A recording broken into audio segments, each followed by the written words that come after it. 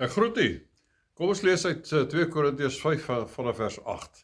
Maar ons het goeie moed en verkies om liewer uit die liggaam uit te woon en by die Here in te woon. Maar daarom neem ons ook ywerig daarop toe, of ons inwoon of uitwoon, om hom welbehaaglik te wees. Wat gebeur met die kind van die Here as ons hier uitwoon?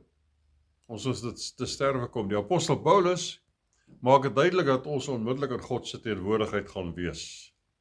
Daar is geen wagperiode nie.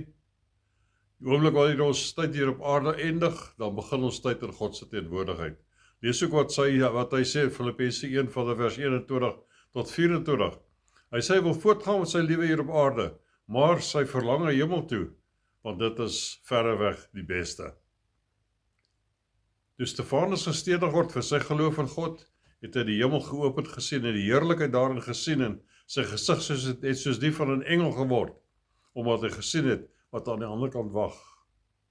Toe die groot evangelis D.L. Moody op sy sterfbed was sy laaste woorde: Is this dying?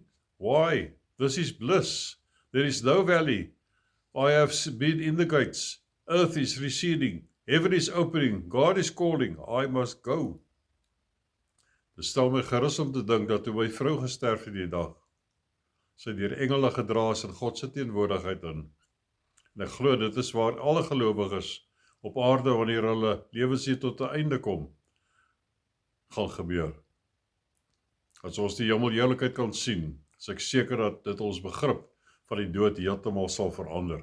So geniet jou lewe terwyl jy kan, maar moet nooit vergeet wat hier daar wag nie. Prys die Here. Amen.